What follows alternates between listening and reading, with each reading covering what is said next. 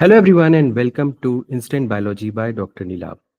आज मैं फिर से आपके बीच में आया हूँ एक बहुत ही एक्साइटिंग और नया पॉडकास्ट लेकर के। और आज जो स्टूडेंट हमारे बीच में हैं उनका नाम है चिन्मय। और चिन्मय हमारे गेट के एक स्टूडेंट हैं। गेट के लिए वो हमारे साथ पढ़ाई भी कर रहे थे और इन्होंने अभी रिसेंटली काफ़ी बढ़िया अकम्पलिशमेंट्स लिए हैं अपने अंडर ग्रेजुएट के अंदर ही। तो स्पेसिफिकली जो इनका इंटर्नशिप का जो अकम्प्लिशमेंट था, इन्होंने रिसेंटली अभी अभी जो बार्क है, भाभा एटॉमिक रिसर्च सेंटर, आप सभी लोग जानते भी होंगे, उसमें इनको इंटर्नशिप करने का मौका मिला। वहाँ पे इनका सिलेक्शन हुआ इंटर्नशिप में। तो आज मैं अपने पॉडकास्ट में चिन्मय को इसलिए बुला रहा हूँ बेसिकली क्योंकि बहुत सारे स्टूडेंट्स मुझसे पूछते रहते हैं कि सर हम इंटर्नशिप कहाँ से करें। एक बेहतरीन जगह से इंटर्नशिप करना चाहते हैं, बहुत कुछ सीखना चाहते हैं, गवर्नमेंट एजेंसीज में काम करना चाहते हैं, बट प्रॉपर गाइडेंस ना मिलने की वजह से उनका कई बार सिलेक्शन नहीं होता है, उनके एप्लीकेशंस रिजेक्ट हो जाते हैं। तो आज का जो मेरा मोटिव है आपको ये बताना कि किस तरीके से आप बेहतरीन जगहों पे गवर्नमेंट एजेंसीज में अच्छी से अच्छी इंटर्नशिप पा सकते हैं, उसमें सेलेक्ट हो सकते हैं। जैसा कि मैंने बताया कि जो हमारे स्टूडेंट हैं जिनमें इनका सिलेक्शन बार्क में हुआ। अपार्ट फ्रॉम दैट इनको कई सारे अवार्ड भी मिले हुए हैं अपने अंडर ग्रेजुएट के दौरान, जैसे कि इनको लोटस पेटल फाउंडेशन की तरफ से 1 लाख रुपए का फाइनेंशियल सपोर्ट भी दिया गया है अपनी स्टडीज़ के दौरान ही। इसके अलावा ये आईसीटी मुंबई में ऑलरेडी अपनी इंटर्नशिप कुछ महीने की कर चुके हैं। तो काफ़ी कुछ इनके पास एक्सपीरियंस है इंटर्नशिप से रिलेटेड। और सबसे बड़ी चीज़ तो मैं इनको यहाँ पे इसलिए बुला रहा हूँ क्योंकि बहुत सारे स्टूडेंट्स का एक एम रहता है कि वो किसी तरीके से बार्क में जाकर के कुछ सीख सकें। आपको ये भी जानकारी होगी कि हर साल जो बार्क है वो अपने यहाँ एग्जामिनेशन कंडक्ट करवाता है क्लास 1 ऑफिसर्स के लिए, जिसमें लाइफ साइंस के स्टूडेंट्स एग्जामिनेशन दे सकते हैं। तो उससे रिलेटेड भी इनसे कुछ कुछ बातें करेंगे, क्या उसमें भी कुछ वैल्यू मिलता है इस इंटर्नशिप का, ये सारी चीज़ें इनसे डिस्कस करेंगे। तो बिना देर किए हुए सीधे चिन्मय को ही बुलाते हैं और इन्हीं से इसके बारे में पूरी जानकारी लेते हैं। तो चिन्मय प्लीज़ आप हमारे बीच में आए। आप माइक ऑन कर सकते हैं Chinmay. Hello sir. Hello Chinmay, सबसे पहले तो बहुत बहुत थैंक यू कि आपने समय निकाला। इस समय रात का 10:30 बज रहा है जब हम लोग साथ में जुड़े हुए हैं और बातें कर रहे हैं। ये सारे के सारे पॉडकास्ट हमारे स्टूडेंट्स के लिए ही हम स्पेसिफिकली बनाते हैं ताकि उनको आगे चल करके मदद मिल सके। तो अगेन चिन्मय, बहुत बहुत धन्यवाद आपका, आप पॉडकास्ट में जुड़े उसके लिए। सबसे पहले तो आप मुझे ये बताइए, आप अपने आप को इंट्रोड्यूस करिए ताकि स्टूडेंट्स जान सकें कि आपने अभी तक क्या पढ़ाई की है। अपनी एकेडमिक जर्नी के बारे में बताइए। सबसे पहले thank you so much sir, मुझे आपके पॉडकास्ट पे इनवाइट करने के लिए। This is definitely a great opportunity, ताकि मैं मेरे जो एकेडमिक जर्नी के लर्निंग्स है अभी तक के, उसको सबके साथ शेयर कर सकूं। मेरा नाम चिन्मय अजीत पटाड़े है। मैं मुंबई में रहता हूँ और मैं अपना बीटेक कर रहा हूँ इन biotechnology, Birla institute of technology mesta, which is in Ranchi. वहां से सर के साथ मैं गेट की जो मेरी जर्नी है प्रिपरेशन की, तब से जुड़ा हुआ हूँ। मैंने गेट 2024 क्वालिफाई किया था, बट मेरी रैंक इतनी सेटिस्फैक्ट्री नहीं थी, तो मैं सर के साथ जुड़ा उसके बाद फॉर द गेट 2025 अटेम्प्ट। और सर के साथ प्रिपेयर करते हुए काफी अच्छा एक्सपीरियंस था, काफी चीजें सीखने को मिली, और गेट के प्रिपरेशन में 100% बहुत इम्प्रूवमेंट हुआ। तो सर सर का उसके लिए भी थैंक यू बहुत ज्यादा। तो मैंने मेरे एकेडमिक जर्नी में मेरे एकेडमिक्स को संभाला है, मतलब काफी अच्छे से। और उसका टेस्टामेंट ये है कि मेरा थ्रू आउट द 4 इयर्स मेरा रैंक 1 ही रहा है हमेशा मेरे क्लास में। और उसके अलावा मतलब को करिकुलर्स में मैंने मेरे डिपार्टमेंट का जो बायोटेक्नोलॉजी का क्लब है उसमें भी काफी कंट्रीब्यूट किया है। उसके अलावा अगर इंटर्नशिप्स की बात करें तो मैंने सेकेंड ईयर में सिप्ला, जो कि एक फार्मास्यूटिकल कंपनी है, उसमें इंटर्नशिप किया था।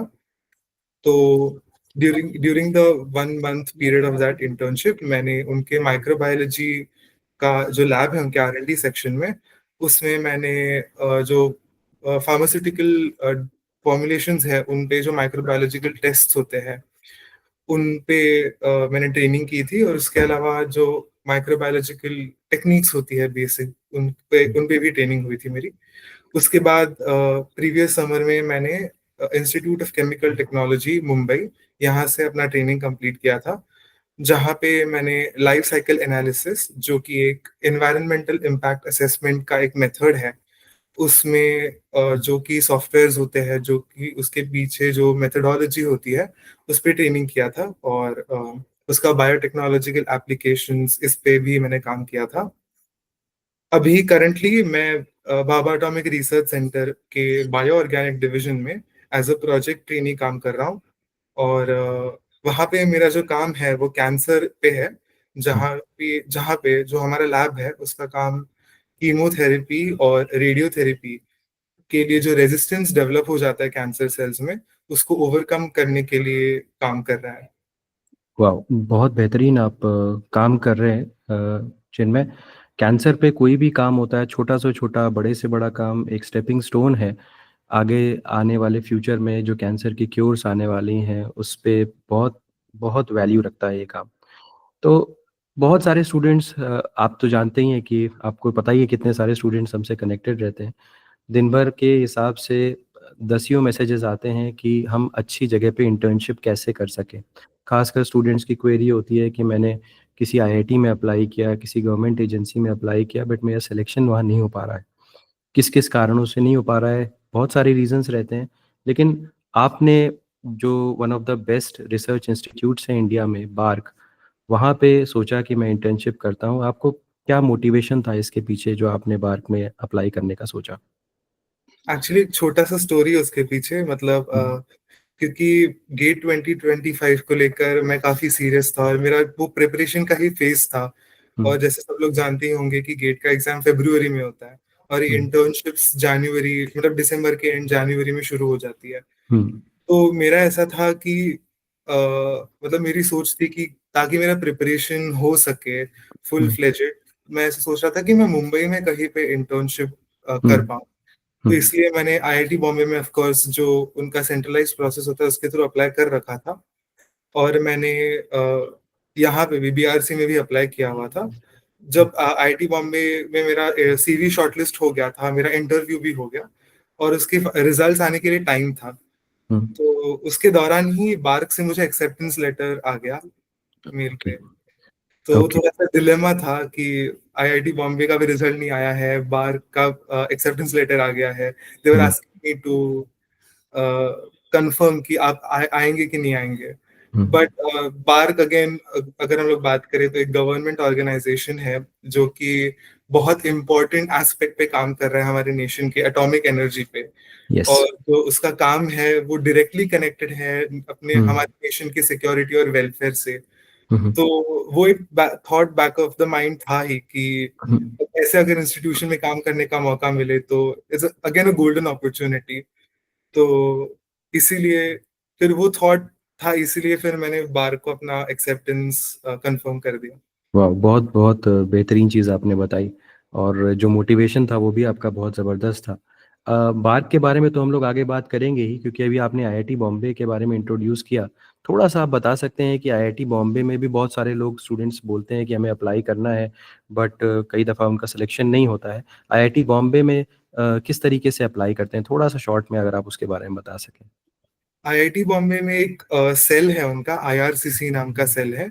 उसके जी। Through for dissertation purposes specifically 6 महीने के ड्यूरेशन के लिए वो लोग सेंट्रलाइज्ड फॉर्म्स निकालते हैं सारे डिपार्टमेंट्स के लिए। और तो उसी में मैंने अप्लाई किया था। तो उसमें आपके एकेडमिक क्वालिफिकेशंस, आपका SOP statement hmm. Of purpose जो है उसके हम्म। बेसिस पर, और उनका एक स्पेसिफिक पार्ट है जिसमें वो लोग पूछते हैं कि आपने कोई ओलंपियाड या फिर कोई ऐसे एक्स्ट्राऑर्डिनरी एग्जाम्स में आपने पार्टिसिपेट, और अगर आपका कुछ रिजल्ट अच्छा रहा है तो वो भी वो लोग पूछते हैं। तो ये ओवरऑल जो एक स्टूडेंट का जो एकेडमिक जर्नी है उसको कंसिडर करते हुए और उसका मोटिवेशन कंसिडर करते हुए वो लोग एडमिट करते हैं स्टूडेंट्स को फॉर तो सिक्स उस मंथ्स तो उसमें फाइनली क्या इंटरव्यू के बेसिस पे सिलेक्शन होता है? Yes sir. पहला आपका जो एप्लीकेशन है उसके बेसिस पर शॉर्ट लिस्टिंग होता है। आप प्रोजेक्ट सिलेक्ट करते हो जो आपको पसंद है, तो हुँ, उसके बाद फिर आपका इंटरव्यू होता है, एंड ओके, देन फिर आपको रिजल्ट बताया जाता है। Okay, okay. तो अब वापस आते हैं बार्क के बारे में। ये इंटर्नशिप अपॉर्च्युनिटी के बारे में कैसे पता चला था कि बार्क में भी हम अप्लाई कर सकते हैं? इसके बारे में कैसे जानकारी हुई थी? एक्चुअली मेरे कुछ दोस्त थे मुंबई से ही, उन्होंने हुँ, मतलब वो इलेक्ट्रॉनिक्स और कंप्यूटर साइंस ऐसे डिपार्टमेंट से है, तो ओके। उन्होंने पहले बीआरसी में इंटर्नशिप करी हुई थी।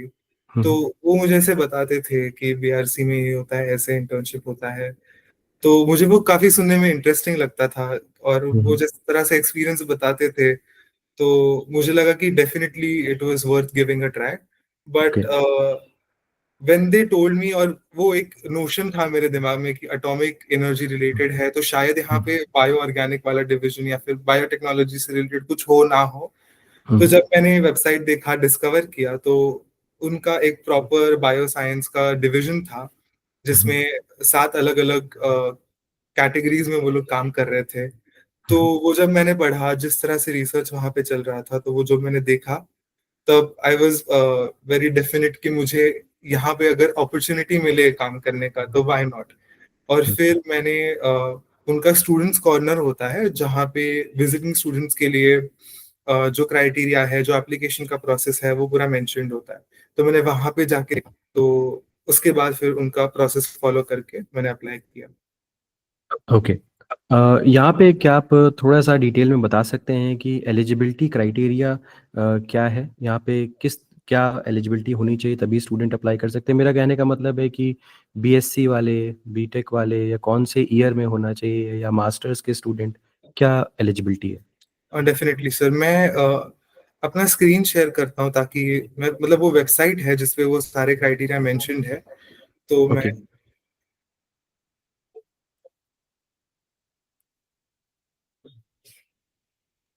जी हाँ, स्क्रीन दिख रहा है आपका। तो ये आप इस समय बार्क की वेबसाइट के ऊपर हैं? यस सर, यहाँ पे ठीक है। जो बार की वेबसाइट है, जी, उसमें ये स्टूडेंट्स कॉर्नर नाम का एक टैब है, जहाँ पे ठीक है। ये विजिटिंग स्टूडेंट्स के लिए जो सारा इन्फॉर्मेशन है वो दिया हुआ होता है। ठीक सो है। यहाँ पे उन्होंने जैसे मेंशन किया है कि अगर हमें प्रैक्टिकल ट्रेनिंग या फिर प्रोजेक्ट वर्क कैरी आउट करना है बीआरसी में, हुँ, तो हुँ। डिग्री वाइज उन्होंने स्पेसिफिकली एलिजिबिलिटी क्राइटेरिया यहाँ पे मेंशन कर रखा है, ओके, जिसमें ओके।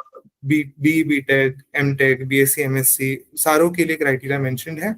तो उनका बस यही बेसिक सा क्राइटेरिया है कि फिफ्थ सेमेस्टर के बाद बीटेक के जो स्टूडेंट्स हैं, फिर बीएससी के भी जो स्टूडेंट्स हैं, हुँ, उनको फिफ्थ सेमेस्टर के बाद, और एमटेक, एमएससी के स्टूडेंट्स को फर्स्ट सेमेस्टर के बाद कभी भी वो लोग कंसिडर करते हैं उनके एप्लीकेशंस। और जो बेसिक क्राइटेरिया, अगर हम जैसे यहाँ पे मेंशन्ड है कि हुँ, 60% से अबव का सीजीपी या फिर मार्क्स जो है, और हुँ, हुँ। विदाउट बैकलॉग्स, तो उनको वो कंसिडर करेंगे। ओके, तो यहाँ पे क्लियर कट सारी चीज़ें मेंशन्ड है इनकी वेबसाइट पे, तो जो भी स्टूडेंट्स अगर अप्लाई करना चाहते हैं तो आप ये वेबसाइट पे जा करके जहाँ चिन्मय दिखा रहे हैं, जा करके अपनी एलिजिबिलिटी चेक करके आप अप्लाई कर सकते हैं। चिन्मय, क्या इसके लिए मतलब through out the year forms open रहते हैं या अप्लाई कर सकते हैं कि कोई पर्टिकुलर टाइम ड्यूरेशन है? Yes sir, yes sir, through out the year usually applications खुले हुए होते हैं। बट जनरली जो पीरियड ऑफ जहाँ पे सबसे ज्यादा वॉल्यूम ऑफ एप्लीकेशन आता है, वो इसी दौरान होता है, मतलब डिसर्टेशन के लिए और समर ओके, ट्रेनिंग के लिए। तो ओके। ये टाइम होता है जहाँ पे सबसे ज्यादा एप्लीकेशंस उनके पास पहुंचते हैं। ठीक है। तो क्या आप मुझे इसके एप्लीकेशन प्रोसेस का स्टेप बाय स्टेप डिटेल बता सकते हैं ताकि स्टूडेंट्स समझ सकें और अप्लाई कर सकें? Yes sir, yes sir. सबसे पहले तो उनका जो फॉर्मेट ऑफ एप्लीकेशन है, ये जी, सबसे इम्पोर्टेंट पार्ट है एप्लीकेशन का, क्योंकि इसके ही बेसिस पे सबसे पहले जो स्क्रीनिंग हम लोग बोल सकते हैं, फिर शॉर्ट लिस्टिंग हम लोग बोल सकते हैं, वो होता है। ओके। तो the format of application is the first page, जहाँ हुँ, पे हुँ, हमें ये जो सारी डिटेल्स यहाँ पे जो दिख रही है, जैसे नाम, डिग्री और ये सब जो है, वो एग्जैक्टली इसी फॉर्मेट में कॉलेज के लेटर हेड पे, और हुँ, उसके साथ जो एचओडी हेड, जो हेड ऑफ द डिपार्टमेंट है, उनके सील के साथ हमें इस फॉर्मेट में एप्लीकेशन का फर्स्ट पेज होना चाहिए। उसके ओके, साथ ही उन्होंने जो डॉक्यूमेंट्स लगते हैं अलोंग द इनिशियल एप्लीकेशन, वो मेंशन किया हुआ है, जिसमें एक रेज्यूमे का प्रिंट जाता है, हुँ, जो जिसमें ये सारी पर्टिकुलर डिटेल्स मेंशन होनी चाहिए। ठीक है। इसमें सबसे इम्पोर्टेंट पार्ट है हमारा एरियाज ऑफ इंटरेस्ट, क्योंकि हुँ, इसी के बेसिस पे मतलब हमारे एरियाज ऑफ इंटरेस्ट पे if we get selected for the further rounds, तो हमारे एरियाज ऑफ इंटरेस्ट के बेसिस पर ही जहाँ पे वैकेंसी है वही वहां पे हमें अलॉट किया जाता है वो लैब। तो this is the most important part, जो रेज्यूमे में आप एरियाज ऑफ इंटरेस्ट मेंशन करते हो। I think this is the crucial point जहाँ पे बहुत सारी गलतियां करते हैं लोग। तो इसके लिए अगर हम लोग को पहले से ही जानकारी हो कि बीआरसी में किस तरह का रिसर्च होता है, तो उसके उसको अलाइन करते हुए हम लोग एरियाज ऑफ इंटरेस्ट अगर डालें हमारे रेज्यूमे में, तो ज्यादा चांसेस है कि हमें हमारा डिजायरेबल लैब मिले। ओके। आफ्टर दिस, ये तो रेज्यूमे हुआ, मतलब जो दिस इनिशियल फॉर्म जो हमारे कॉलेज के लेटर हेड पे जाता है, फिर रेज्यूमे, और उसके साथ जो डॉक्यूमेंट्स चाहिए वो उन्होंने मेंशन किए हुए हैं। तो अगर हम लोग स्पेसिफिकली बायो साइंस के लिए बात करें, तो 10th स्टैंडर्ड के बाद से जो सारी मार्कशीट्स हैं, मतलब 10th क्लास 12th, और हुँ, हमारे डिग्री के दौरान जो भी हमारे रिजल्ट्स हैं, सेमेस्टर वाइज रिजल्ट्स हो सकते हैं या फिर ईयर वाइज रिजल्ट्स हो सकते हैं, वो रिजल्ट्स के प्रिंट्स उसके साथ अटैच करने होते हैं। और ये ठीक जो है। सारा डॉक्यूमेंट्स है, ये हमें फिजिकली, मतलब इन हार्ड कॉपी फॉर्मेट हम लोग को पोस्ट करना होता है, जो कि एड्रेस यहाँ पे मेंशन है, जो HRDD का एड्रेस है यहाँ पे, उसी एड्रेस पे हमें ये सारे application in the correct format हम लोग को पोस्ट करना होता है। Okay, okay. तो मैं जितनी बात आपकी समझ पाया, सबसे पहले तो एक एप्लीकेशन फॉर्म जो उसका फॉर्मेट दिया हुआ है वो होना चाहिए, और वो प्रॉपर आपके कॉलेज के सील के साथ होना चाहिए। कॉलेज की जो आपकी पैड होनी चाहिए उस पे होना चाहिए। उसके हम्म, बाद आपने रिज्यूमे बनाना है अपना, और उस रिज्यूमे में ये जितने भी 6 चीज़ें दी हुई हैं वो सारी की सारी मेंशन होनी चाहिए। और एक ख़ास बात ये है कि आपको अपना एरिया ऑफ इंटरेस्ट जो भी मेंशन करना है वो ऐसे मेंशन करें जो कि जिस तरीके का काम बार्क में ऑलरेडी हो रहा हो, तभी आपको प्रॉपर लैब मिलने की संभावना है। ऑब्वियसली अगर वो उस तरीके का काम ही नहीं हो रहा होगा, तो वो कौन-सी लैब अलॉट ही नहीं कर पाएँगे आपको। तो पहले बार्क की वेबसाइट अच्छे से स्टडी कर लीजिए, जैसा चिन्ह में बता रहे हैं कि कौन-कौन सी लैब्स वहाँ पे हैं, कौन-कौन से तरीके का काम हो रहा है वहाँ पे, उसको स्टडी कर लीजिए और उसके हिसाब से अपना एरिया ऑफ इंटरेस्ट के कॉलम में लिखिए। तो आपके सिलेक्शन की संभावनाएँ बहुत अच्छी हो जाएँगी।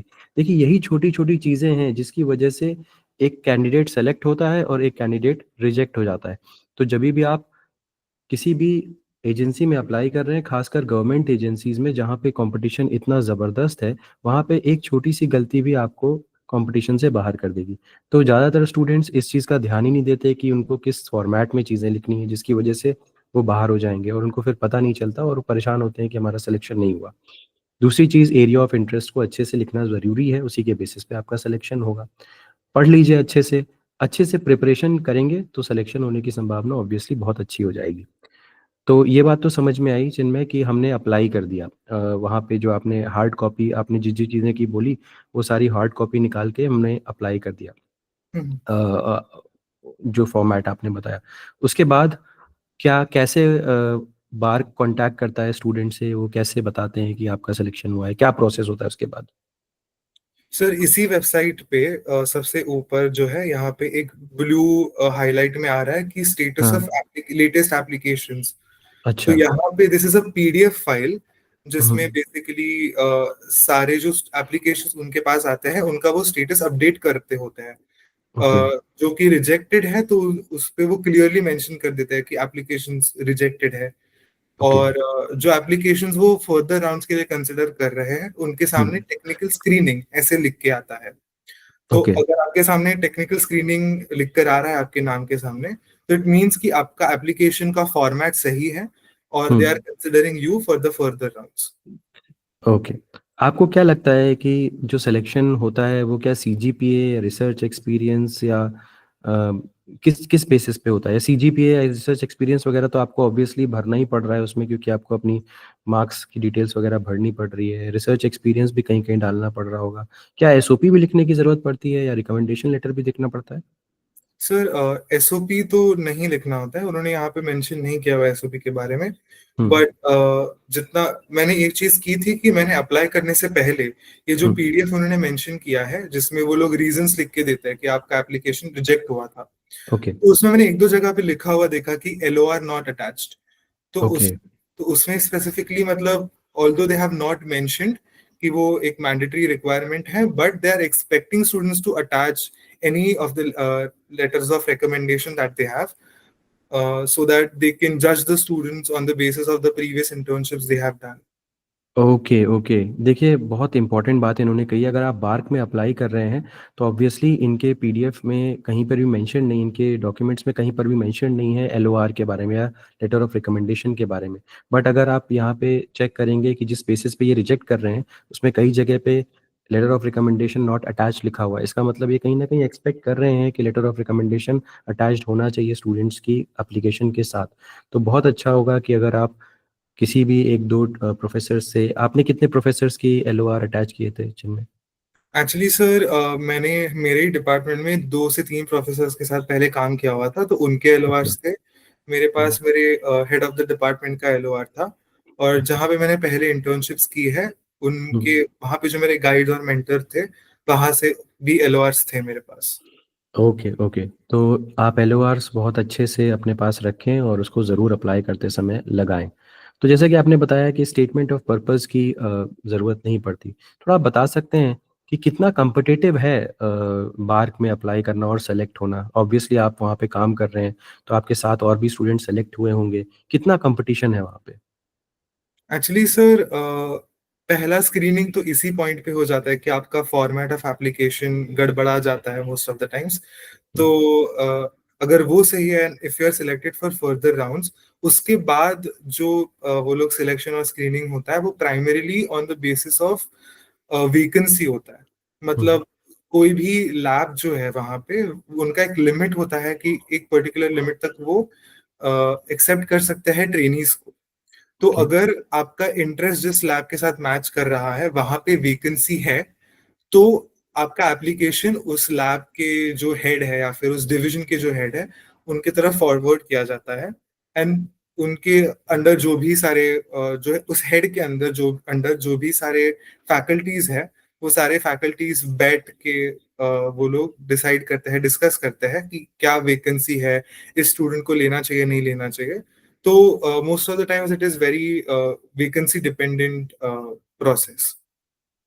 ओके। और मुझे लगता है कि वैकेंसीज़ तो मोस्टली फुल ही रहती होंगी, मुझे लगता है जहाँ तक, क्योंकि बहुत सारे स्टूडेंट्स अप्लाई करते होंगे। बहुत स्टूडेंट्स अप्लाई करते हैं, और ट्रेनीज वहाँ का मतलब वहाँ पे जो ट्रेनीज का नंबर है वो बहुत ज्यादा है। मतलब ओके। मुझे मैंने मैंने एक्सपेक्ट नहीं किया था कि इतने हुँ, सारे हुँ। ट्रेनीज होंगे। हुँ, बट हुँ। डेफिनेटली क्योंकि उनके स्पेसिफिकली बायोसाइंस के अंडर ही 7 विंग्स हैं जहाँ पे वो फंक्शन करते हैं, और हर एक विंग्स में उनके अंडर काफी सारी लैब्स है। तो मतलब ट्रेनिस का नंबर काफी हाई होता है, but at the same time we must also keep in our minds की जो एप्लीकेशन का भी वॉल्यूम आता है, वो भी बहुत ज्यादा है। तो यस, यस, सही कहा। We must put our best foot forward, तो उसी के बेसिस पर। अच्छा, तो हमने अप्लाई कर दिया और उसके बाद क्या ये इंटरव्यू वगैरह के लिए भी बुलाते हैं सिलेक्शन से पहले? नहीं सर, यहाँ पे इंटरव्यू नहीं होता।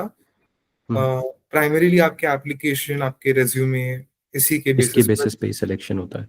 Okay, yes. तो यहाँ पे एक चीज़ अच्छी है कि स्टूडेंट्स का एक स्टेप कम से कम है कि इंटरव्यू, क्योंकि बहुत सारे स्टूडेंट्स बाहर से आते हैं और वो ये सोचते हैं कि अगर मेरा इंटरव्यू होगा तो मुझे रुकना भी पड़ेगा वहाँ पे और सारी इंतज़ाम करने पड़ेंगे। तो ये एक अच्छी चीज़ है कि ये आपको डायरेक्टली इन्फॉर्म ही कर देंगे आपके एप्लीकेशन के बेसिस पे, एरिया ऑफ इंटरेस्ट के बेसिस पे, वैकेंसी के बेसिस पे, और भी बहुत क्राइटेरिया होते होंगे जो ऑफ कोर्स हम लोग को पता नहीं है।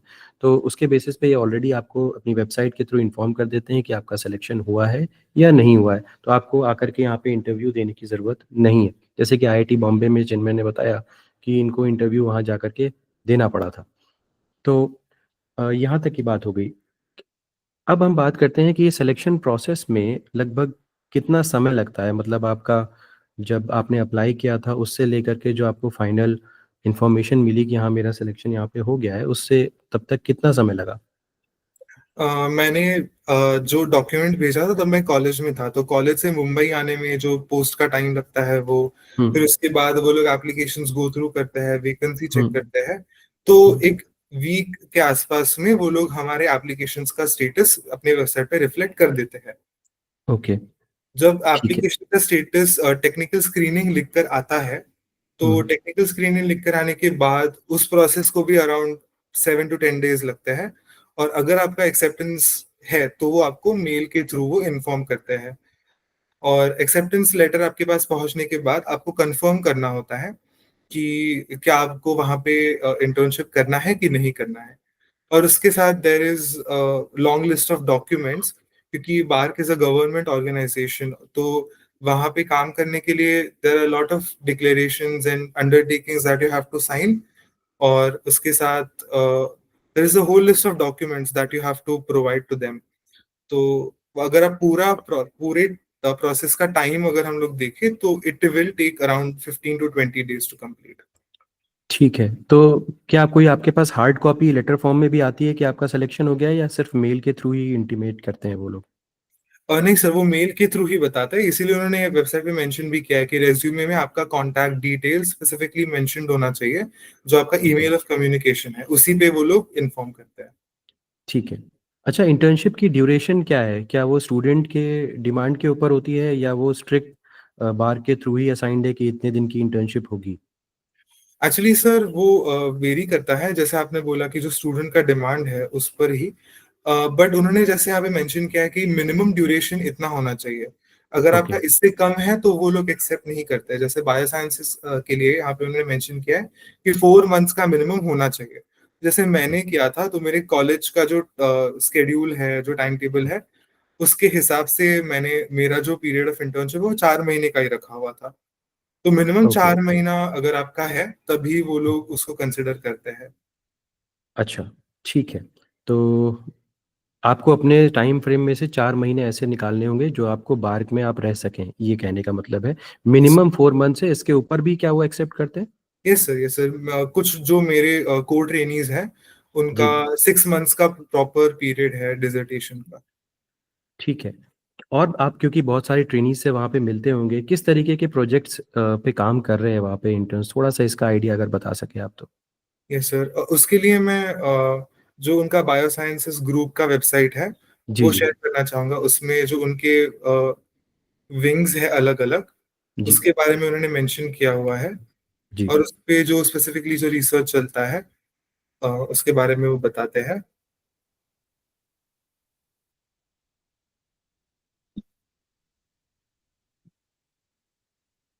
जैसे ये उनका वेबसाइट है फॉर द बायोसाइंस ग्रुप। जैसे लेफ्ट में हमें दिख रहा है कि एक 7 डिविजन्स हैं यहाँ जी पे, जिसमें bio organic division, food technology, molecular biology और जी। Nuclear agriculture, radiation biology, genomics, protein crystallography, ऐसे सेक्शंस हैं।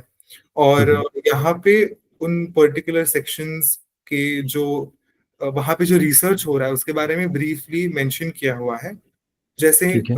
मेरा जो काम है पर्टिकुलरली वो बायो ऑर्गेनिक डिवीजन में है। तो जो केमोथेरेपी होता है, रेडियोथेरेपी होता है, हम्म। उसका कैंसर में जो टारगेटिंग है वो, और उससे रिलेटेड जो भी हिंड्रेंसेस आते हैं उस पे बायो ऑर्गेनिक डिवीजन में काम होता है। ओके। और उसके अलावा जो बाकी डिविजन्स हैं उनके उनका जो रिसर्च है उसके बारे में भी उन्होंने यहाँ पे इन ब्रीफ मेंशन किया हुआ है। तो जिससे रिलेटेड हमें इंटरेस्ट है उसके हिसाब से हम हमारे एरियाज ऑफ इंटरेस्ट इसमें डाल सकते हैं। ओके। तो आप इसको भी रेफर कर सकते हो, this website, you can refer this website जिस पे ये सारी डिटेल्स मेंशन्ड है। ठीक है। तो यहाँ पे 7 एरियाज को देख करके स्टूडेंट्स चेकआउट कर सकते हैं कि वो किस डिपार्टमेंट में या किस एरिया में काम करने में इंटरेस्टेड है। ये बात है। तो क्या इन सभी एरियाज में इंटर्न्स लिए जाते हैं, या कुछ ऐसा है कि किसी एक एरिया में ज़्यादा वैकेंसीज हैं? अगर आप ये बता सके तो स्टूडेंट्स उस तरीके से अप्लाई करें।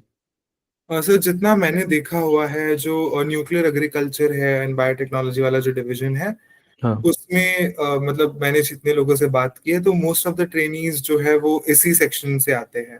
ओके। और फिर उसके बाद जो मॉलिक्यूलर बायोलॉजी डिवीजन है और फिर जो मेरा बायो ऑर्गेनिक डिवीजन है, तो उसमें ओके। ये जो शेयर है वो इक्वली डिस्ट्रीब्यूटेड है। ओके। ओके, समझा। अब थोड़ा सा ये जानना चाहता हूँ कि एज एन इंटर्न आप अपना रूटीन बता सकते हैं, और कौन कौन से काम आपको दिए जाते हैं? जैसे कि हम देखते हैं कि बहुत सारी एजेंसीज में वहाँ पे बहुत जो कॉस्टली मशीन्स होती है या कॉस्टली इक्विपमेंट्स होते हैं उनको हैंडल नहीं करने दिया जाता। क्या आपको अलाउ किया गया है, या आपका रूटीन क्या है, क्या क्या आपको लैब में करना होता है? एक्चुअली इस मामले में मुझे लगता है कि आई गॉट वेरी लकी, क्योंकि जो मेरे मेंटोर है हुँ, ही इज़ वेरी कंसिडरेट, और उनका ऐसा कहना है कि अगर आपको कोई टेक्नीक सीखनी है, तो आपको उसका हैंडलिंग देना चाहिए, या फिर आपको उसके साथ थोड़ा जेल इन होने के लिए, उसका प्रैक्टिस होने के लिए। तो हुँ, हुँ, जैसे मेरा, अगर मैं रूटीन की बात करूँ, तो सुबह अराउंड साढ़े 9-10 बजे से काम शुरू होता है। और मतलब वहाँ पे ऐसा है कि ट्रेनीज़ को ट्रेन करने के लिए लोग बहुत ईगर हैं। मतलब अगर आपको, आपके पास वो ईगरनेस है कि आपको टेक्निक्स सीखनी है, and if you show that eagerness to your mentor, तो वो डेफिनिटली आपको वो जो हाई एंड इंस्ट्रूमेंट्स है, या फिर जो हाई एंड टेक्निक्स है, उन पर हैंड्स ऑन देने की डेफिनिटली वो लोग कोशिश करते हैं। जैसे अगर मैं पर्टिकुलरली मेरे केस में बात करूँ, तो इसके पहले मैंने कभी सेल कल्चरिंग किया नहीं था, क्योंकि हुँ, हुँ। हमारा जो कॉलेज है उसमें वो फैसिलिटी अवेलेबल नहीं था सेल कल्चरिंग का। पर जैसे मैं यहाँ पे आया, तो मुझे इतना आइडिया नहीं था कि एक्चुअली सेल कल्चरिंग करते कैसे हैं। ऑफ कोर्स थ्योरी में थोड़ा पढ़ा हुआ था, थोड़ा बहुत जानकारी था, बट तो मुझे इतना आइडिया नहीं था, इसलिए मैंने, आई वाज़ वेरी ऑनेस्ट कि मुझे नहीं पता है इसके बारे में, और मेरा जो एक्चुअल प्रोजेक्ट है वो सेल कल्चरिंग पे ही बेस्ड है। तो my mentor was very patient with me, उन्होंने मुझे अच्छे से सेल कल्चरिंग सिखाई, and when he got the confidence that I can do cell culturing without his supervision, then he let me handle it, और फिर उन्होंने मुझे अलाउ किया अपने एक्सपेरिमेंट्स खुद डिजाइन करके, खुद सारी चीजें करने के लिए, और पूरा एक्सेस दिया उन्होंने रिसोर्सेस का। एक दो बार उन्होंने जैसे सेल कल्चरिंग के साथ मुझे कॉन्फोकल माइक्रोस्कोपी का बहुत काम है मेरे प्रोजेक्ट में, तो उन्होंने एक दो बार मुझे करके दिखाया कि कैसे इमेजेस कैप्चर करनी है, कैसे एनालिसिस करना है। बट जैसे ही ये सारी चीज़ें उनको जैसे कॉन्फिडेंस आया कि मैं कर पा रहा हूँ, तो उन्होंने मुझे पूरा हैंडल करने के लिए दे दिया। और अभी ऐसे हो रहा है कि मैं बस सर से पूछ लेता हूँ कि आज क्या करना है, and then he just tells me what I am supposed to do, और फिर मैं वो उनके बिना सुपरविजन के भी अब कर लेता हूँ। तो बहुत इस बड़ी बात तरीके है। का फ्रीडम अभी दिया जाता है वहाँ पे। वाओ! जनरली इस तरीके की फ्रीडम अवेलेबल नहीं होती है। बहुत सारे गवर्नमेंट लैब्स में भी स्टूडेंट्स बहुत ज़्यादा कॉस्टली जो इंस्ट्रूमेंट जैसे आपने कॉन्फोकल बताया, कॉन्फोकल का एक्सेस बहुत ज़्यादा जगह पे नहीं है स्टूडेंट्स को और ज़्यादातर कोई भी रिसोर्स पर्सन ही उसको हैंडल करता है और इमेजेस वगैरह उनके लिए कैप्चर करता है। बट आप खुद कर पा रहे हैं इस लेवल पे, बैचलर्स के लेवल पे तो बहुत बड़ी बात है ये। सीरियसली आप बहुत लकी हैं कि आपको अच्छे गाइड मिले, अच्छे मेंटर मिल पाए। तो क्या सभी स्टूडेंट्स के लिए हर एक स्टूडेंट के लिए सेपरेट मेंटर दिया जाता है बार्क में?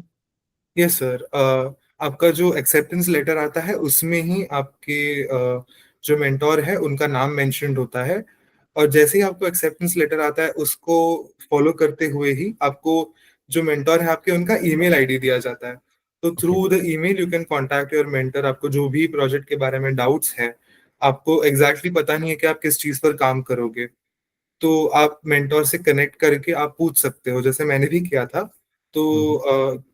मैंने जब सर से बात की, तो उन्होंने मुझे इन डिटेल जो प्रोजेक्ट होगा उसके बारे में बताया कि मतलब क्या-क्या स्किल्स रिक्वायर्ड होंगे, क्या-क्या काम करना होगा, कैसे हुँ, रूटीन होगा, और क्या-क्या आउटकम्स एक्सपेक्ट कर रहे हैं हम लोग आउट ऑफ दिस प्रोजेक्ट।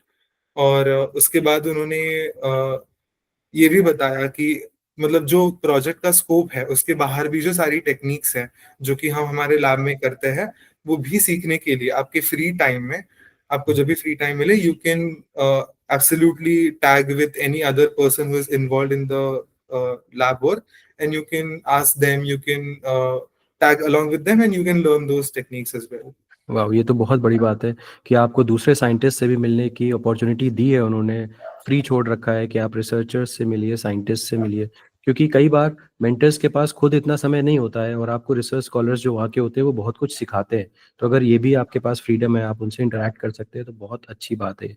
एक सवाल मुझे पहले ही पूछना चाहिए था मुझसे मिस हो गया कि आपको कोई पेमेंट भी करनी पड़ती है? यहाँ पे कोई फीस होती है अप्लाई करने के लिए? नहीं sir, for the application purposes कोई फी नहीं होती, बट आपका एप्लीकेशन जैसे एक्सेप्ट हो जाता है, मतलब हुँ, फिर आपका आईडी कार्ड प्रोसेस करना पड़ता है, कुछ डॉक्यूमेंट्स प्रोसेस करने होते हैं, उसके लिए there is a basic fee of 200 rupees. Okay. तो वो बस ली जाती है। Other than that, there is no fees involved in the application. ये भी बहुत अच्छी चीज़ है क्योंकि बहुत सारी जगह पे सीएसआईआर के कितने सारे लैब्स हैं जहाँ पे अच्छी खासी फीस ली जाती है ट्रेनिंग के रिस्पेक्ट में। लेकिन अगर बाहर जैसी जगह में आपको इतना कुछ सीखने को मिल रहा है और without any fees, nominal fees है 200 रुपये तो, और आपको इतना कुछ सीखने को मिल रहा है, तो आई थिंक कि आप सभी लोगों को ज़रूर अप्लाई करना चाहिए, और खासकर जब जिनमें आपको इतनी सारी चीज़ें यहाँ पे बता रहे हैं तो जैसा कि आपने बताया कि हैंड्स ऑन एक्सपीरियंस आपको मिल ही गया, काफ़ी वर्क वर्क एनवायरनमेंट कैसा है बार्क में, थोड़ा सा इसके बारे में बताएं। सो जैसे मैंने पहले भी मेंशन किया कि जो सारे लोग हैं वहाँ पे ट्रेनीज को सिखाने के लिए काफी ईगर रहता है। तो ओके। अगर आप अपना ईगरनेस दिखाते हो, आप क्यूरियोसिटी दिखाते हो, तो आपको जितना भी सीखना है उतना हम्म। उतने उतने चीजों के बारे में वो बता देंगे। Also the people who are working there are already very experienced. Hmm. Most of the times उनके पास पीएचडी के आगे भी काफी एक्सपीरियंसेस होते हैं, उन्होंने काफी एग्जाम्स के लिए अपियर किया हुआ होता है। ऑल्सो बार का भी जो एग्जाम है खुद का individually for the recruitment of hmm. Scientific officers, उसमें भी वो लोग अपियर किए हुए होते हैं, उसके भी इंटरव्यू प्रोसेस से वो गए हुए होते हैं। तो ऐसे इंटरव्यूज में कुछ ट्रिकी क्वेश्चंस जो पूछे जाते हैं, या फिर इंटरव्यूज के लिए कैसे प्रिपेयर करना है, ओवरऑल जो कॉम्पिटिटिव एग्जाम्स है उसके लिए भी वो लोग प्रॉम्प्ट करते रहते हैं, गाइड करते रहते हैं। और ओके। मतलब ओवरऑल जो एनवायरनमेंट है वो काफी हेल्दी और रिसेप्टिव है, ओके। इसीलिए it is a treat actually to work in BARC. Good. Great. अच्छा, क्या यहाँ पे इंटर्नशिप पेड है, कोई आपको स्टाइपेंड भी मिलता है इस दौरान? नहीं सर, यहाँ पे स्टाइपेंड नहीं मिलता। ओके। एब्सोल्युटली, मतलब कोई स्टाइपेंड नहीं है यहाँ पे। क्या कोई एकोमोडेशन, या जो स्टूडेंट्स बाहर से आते हैं क्या उनके लिए कोई एकोमोडेशन वगैरह है या हॉस्टल वगैरह की सुविधा रहती है? नहीं सर, अकोमोडेशन भी वो लोग प्रोवाइड नहीं करते। Although okay. अगर हम लोग फूड की बात करें तो बीआरसी के खुद के कैंटीन्स है, there are multiple canteens available within the campus, जहाँ पे बहुत नॉमिनल अमाउंट पे फूड मिल जाता है और काफी अच्छा फूड अवेलेबल है। तो अच्छा। Food won't be a problem, बस अकोमोडेशन हमें खुद अरेंज करना होता है। अच्छा, क्या जब इंटर्न्स निकलते हैं यहाँ से तो उनको कोई सर्टिफिकेट मिलता है या रिकमेंडेशन लेटर मिलता है, क्या होता है जब वो कंप्लीट करके अपना प्रोसेस निकलते हैं तो? उनको एक ट्रेनिंग कंप्लीशन सर्टिफिकेट मिलता है, जिसमें कि थोड़ा it's a mix of both certificate of completion and later of recommendation. तो उसमें वो मेंशन करता है कि उनका एक्सपीरियंस कैसा था ऑफ मेंटरिंग द स्टूडेंट। और मैंने एक सैंपल देखा हुआ था जिसमें उन्होंने ये भी मेंशन किया हुआ है कि उस स्टूडेंट ने कौन सी टेक्निक्स सीखी है throughout the duration of the training. तो which okay. Is a very objective technique कि वो लोग जो भी आगे अप्लाई करेंगे तो उनके लिए भी यस। जो टेक्निक्स उन्होंने सीखी है तो उसका भी यस। वो लोग मेंशन करते हैं, ताकि आगे उन्हें बेनिफिट हो। ग्रेट। आपसे बातचीत करके तो ये तो समझ में आ गया कि ऑब्वियसली वहाँ पे वर्क कल्चर बहुत अच्छा है, एनवायरनमेंट बहुत अच्छा है, प्रोफेसर्स बहुत अच्छे हैं, और तो और मुझे ये भी समझ में आया कि वहाँ पे आपको नेटवर्किंग की अपॉर्चुनिटीज़ भी बहुत ज़बरदस्त मिल रही हैं क्योंकि आप ओपन हैं दूसरे साइंटिस्ट से मिलने के लिए। यस। अगेन आप दूसरे लैब्स में जा कर के भी सीख सकते हैं अगर वहाँ पे कुछ अच्छा काम हो रहा है, तो ये भी बहुत अच्छी बात है। तो ये मेरा अगला सवाल था, लेकिन आपने ऑलरेडी इसका जवाब दे ही रखा है कि नेटवर्किंग की अपॉर्चुनिटीज़ भी बहुत अच्छी हैं। अब मैं आपसे फ्यूचर के बारे में बात करना चाहता हूँ कि फ्यूचर अपॉर्चुनिटीज़ या कैरियर प्रोस्पेक्ट्स क्या होते हैं? जैसे कि अगर मान लीजिए कि आपने बार्क में इंटर्नशिप किया, तो क्या पीएचडी के लिए वहाँ पे हमें कुछ बेनिफिट मिल सकता है या कुछ उसका फ़ायदा मिलता है? कुछ बता सकते हैं इसके बारे में? एक्चुअली सर, आज ही मैंने अपने गाइड के साथ इस टॉपिक पे बात की थी, तो उन्होंने मुझे क्लियरली बताया कि ऐसा कोई एज नहीं मिलता है जिन्होंने पहले हुँ। बात में ट्रेनिंग की हुई है, क्योंकि ओके। जो भी सारे एप्लीकेंट्स हैं उनको सारों को इक्वली ट्रीट किया जाता है, और okay. Purely on the basis of their calibre and उनका जो प्रोफाइल है, if that fits to the need of the position, तो उनको वो लोग कंसिडर करते हैं। तो ऐसा कोई फेवरेटिज्म उस प्रोसेस में नहीं दिखाया जाता है। ओके। तो ऑब्वियस सी बात है कि जॉब अपॉर्चुनिटीज़ वगैरह में भी कोई हेल्प इस तरीके की तो ऑब्वियसली नहीं होती होगी। Okay, but sir the one point that I would like to mention is, क्योंकि ये जो ओसीएस एग्जाम है बार का, हुँ, हुँ, इसके हुँ, थ्रू ये रिक्रूटमेंट होता है। तो हुँ, क्योंकि इन लोग को इस एग्जाम के बारे में पता हुआ है, most of them have gone through the process, hmm, तो हुँ। वो गाइड कर सकते हैं इनडायरेक्टली कि कैसे करना चाहिए, हाउ टू प्रिपेयर हुँ, for the examination and how to prepare for the interviews. क्या डेफ़िनिटली। एक्सपेक्टेशंस होती है जो रिक्रूट करते हैं उनकी, तो उसके बारे में भी थोड़ा बहुत हमें पता चल जाता है। So if you're having the prospect of joining BARC in future as a scientific officer or as a PhD student, so with that we can talk to the people who are already working there, and they can give us a clear idea of what we should do and we should not. Definitely, बहुत सच्ची बात आपने बताई कि वहाँ पे ज़्यादातर लोग ऐसे ही हैं जो साइंटिफिक ऑफ़िसर्स हैं, जो आप लोगों को सिखा रहे होंगे। तो ऑलरेडी वो उस प्रोसेस के थ्रू गुज़र चुके हैं, तो अगर किसी का भी ये एम है कि हम इंटर्नशिप के बाद वहाँ पे ओसीईएस का एग्ज़ाम देके साइंटिफिक ऑफ़िसर के रूप में जॉब ले लें वहाँ पे, तो सबसे बेहतरीन तो वही लोग हैं क्योंकि वो लोग इस प्रोसेस से गुज़र चुके हैं और उनको इंटरव्यू वगैरह का पूरे प्रोसेस का आइडिया है।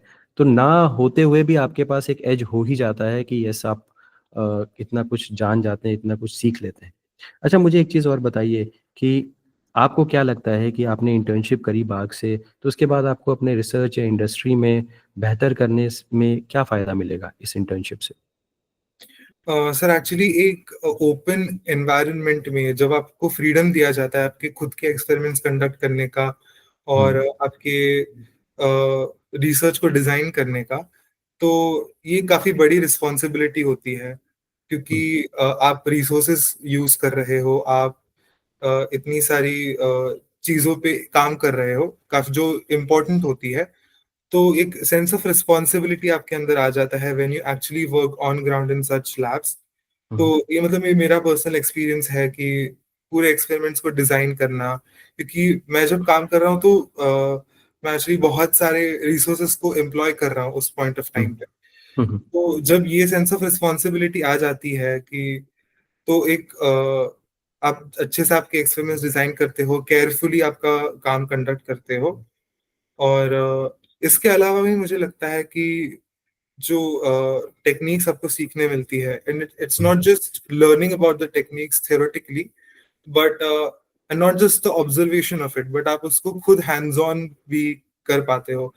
तो okay, this is something that actually works in your benefit most of the times. Okay.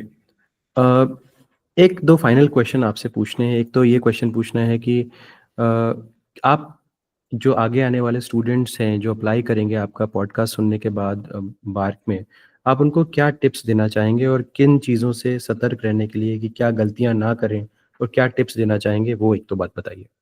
Okay. तो जैसे मैंने मेंशन किया कि जो बार के ऑफिसर्स हैं, they are very strict about the formats of the application. Hmm, तो हुँ, मतलब मैंने लिटरली ये भी देखा है कि जो डेट्स, अगर डेट्स में ईयर मेंशन नहीं किया हुआ है तो भी वो लोग एप्लीकेशन रिजेक्ट कर देते हैं। ऐसे एक दो केसेस भी देखे हुए हैं। तो they are very strict about the format of application. तो इट वुड बी एडवाइस्ड कि आप जो एप्लीकेशन का फॉर्मेट वेबसाइट पे दिया हुआ है उसको स्टिक करिए, और उसके साथ उसको फॉलो करते हुए ही चलिए।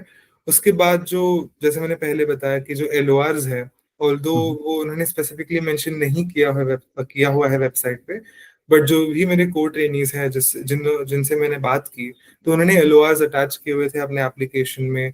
तो it will definitely give you an edge over the hmm, other applicants, क्योंकि आपका जो एप्लीकेशन है it becomes very strong when you attach LORs. Hmm, तो दैट इज वन पॉइंट।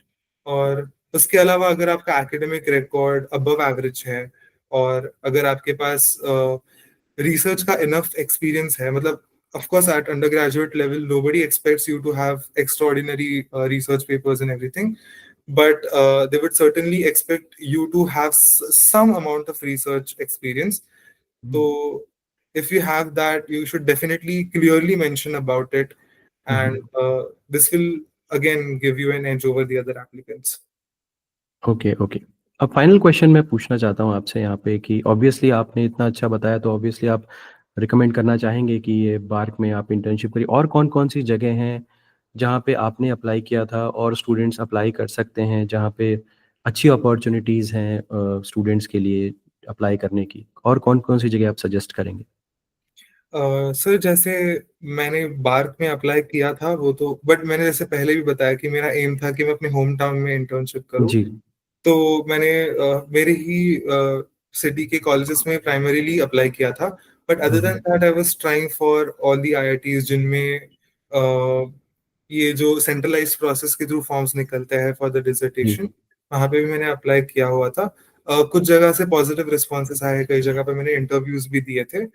तो हम्म, उसके बाद फिर क्योंकि मेरे पास ये ऑप्शन चल के आया सामने से, तो I went with these. But IITs और एनआईटीज आई थिंक, अगर हम लोग गवर्नमेंट इंस्टीट्यूशंस की बात करें तो उनके बाद मतलब सेंट्रल गवर्नमेंट की जो रिसर्च इंस्टीट्यूशंस है उनके बाद आईआईटीज और NITs are the best places जहां पे आपको अच्छा रिसर्च एक्सपोजर मिल सकता है, और वो भी विदाउट एनी इनहिबिशन। तो वो जगह होंगी जहाँ पे अप्लाई कर सकते हैं। और मेरे कुछ दोस्तों ने डीआरडीओ में अप्लाई किया था। डीआरडीओ की कुछ लैब्स है जी। जहाँ पे सिमिलर वर्क एनवायरनमेंट है। Again it's a central government research institute. तो वहां पे भी जो बायोटेक रिलेटेड रिसर्च चलता है वो भी काफी सिग्निफिकेंट है, और वहां पे भी काफी अच्छा एक्सपीरियंस रहा है लोगों का। तो hmm, DRDO is also a place जहाँ पे I would suggest people to apply. And again the same thing, उनका भी एप्लीकेशन प्रोसेस उनका ऑनलाइन भी है, बट जो लोग फिजिकली एप्लीकेशंस भेजते हैं उनके लिए ज्यादा एज होती है। ओके। तो ऐसे कुछ और बाकी there is ample of opportunities available, जो कि आप सीएसआई इंस्टीट्यूट्स जैसे आपने मेंशन किया था वहां पे भी कर सकते हो। ओके। अच्छा, ये जानकारी कहाँ से मिलती है? थोड़ा सा आप बता सकते हैं कि स्टूडेंट्स कहाँ से सर्च करें कि ये अपॉर्चुनिटी आई है? कोई जगह बता सकते हैं? सर ऐसे एक सेंट्रलाइज्ड अगर कोई पोर्टल या वेबसाइट के बारे में मैं भी ढूंढ ही रहा था, क्योंकि बहुत टाइम्स ऐसे होता है कि अपॉर्चुनिटीज आकर चली जाती है और हमें पता नहीं चलता। और मेरे साथ ये हम्म, हुआ था while I was applying for summer internships. तो ये सब होने के बाद एक कुछ ऐसे ऑर्गेनाइजेशंस है जो कि आपको बायोटेक रिलेटेड इंटर्नशिप्स के कॉन्स्टेंटली अपडेट देते रहते हैं। तो उनको आप सब्सक्राइब कर सकते हैं। जैसे सर आपका भी चैनल है, आपके चैनल के थ्रू आप सबको इन्फॉर्म करते रहते हैं hmm, about all the recent trends and all the recent internships that are available. तो ऐसे चीजों को सब्सक्राइब करते हुए आपको कॉन्स्टेंटली अपडेटेड रहना होगा। लिंक्डइन पे भी आपको देखना होगा कि ऐसी अपॉर्चुनिटीज अवेलेबल होती है। मतलब कभी कभी ऐसा हो जाता है, लिटरली आप नॉर्मली रैंडमली लिंक्डइन स्क्रॉल कर रहे हो और आपको कोई अपॉर्चुनिटी दिख जाता है, and right. Then you just apply for it. आप होप नहीं कर रहे हो बट वहां पे अच्छा आपका हो जाता है। So it's about constantly being updated with the trends. और जबकि वो पीरियड ऑफ पीक मतलब आता है उसका, जहाँ पे सब लोग अप्लाई करते हैं फॉर द इंटर्नशिप्स, उसी के दौरान आपको वॉच रखना चाहिए कि जो आईआईटीज है एनआईटीज है उनके वेबसाइट्स पर भी एप्लीकेशन निकलेंगे, जो कि गवर्नमेंट इंस्टीट्यूशंस है, पीआरसी हो गया, डीआरडीओ हो गया, उनमें भी इसी टाइम के दौरान अप्लाई करने के लिए सबसे ज्यादा लोग जाते हैं। तो it's just about keeping up with the trends and constantly staying updated about. Right. Thank you so much जिनमें आपने इतना कुछ बताया। जी हाँ, एक तो हमारा चैनल है ये, उसमें हम रेगुलरली स्टूडेंट्स को गाइड करते ही रहते हैं कि आपको कौन कौन सी अपॉर्चुनिटीज़ आ रही हैं, तो वो आप सब्सक्राइब कर ही सकते हैं ऑब्वियसली। जिनमें भी हमसे जुड़े ही हुए हैं उनको भी काफ़ी सारी इन्फॉर्मेशन हमसे मिलती रहती है। तो इस तरीके के तमाम और भी जगह हैं और भी एजेंसीज़ हैं जो आपको इस तरीके की इन्फॉर्मेशन दे सकती हैं, तो उनसे जुड़ जाइए। और यही एक कुछ समय है, जनवरी, फ़रवरी और मार्च तक का मोस्टली समय होता है जहाँ पे ज़्यादातर इंटर्नशिप्स आती हैं। अभी इस समय भी आईआईटीज़ बहुत सारी अपनी इंटर्नशिप्स निकाल रहे हैं। तो मुझे उम्मीद है कि ये जो पॉडकास्ट था चिन्मय के साथ, इसमें आपको काफ़ी कुछ सीखने को मिलेगा। और क्योंकि बार्क जो है वो all throughout the year applications accept करता है, तो अगर अभी तक भी आपका कहीं पे किसी भी अच्छी जगह पे सिलेक्शन नहीं हो पाया है, तो परेशान होने की ज़रूरत नहीं है। बार्क में अभी भी अपॉर्चुनिटीज़ ज़रूर होंगी। तो आप एक बार स्टडी करके, एक बार ये पॉडकास्ट ठीक से देख करके, समझ करके अप्लाई करें, और उसके बाद हो सकता है आपका सिलेक्शन वहाँ पर हो जाए। तो अगेन मैं फिर से थैंक यू बोलना चाहूँगा चिन्मय, आपने इतना समय निकाला, इतना लेट नाइट भी हमसे जुड़े हुए हैं। ऑब्वियसली ये आपका पॉडकास्ट बहुत सारे स्टूडेंट्स के लिए बहुत फ़ायदेमंद होगा। इसी उम्मीद के साथ मैं सभी से विदा लेता हूँ। Thank you so much all of you ये पॉडकास्ट देखने के लिए। अगली बार फिर से जुड़ेंगे किसी और स्टूडेंट की स्टोरी के साथ। Thank you so much.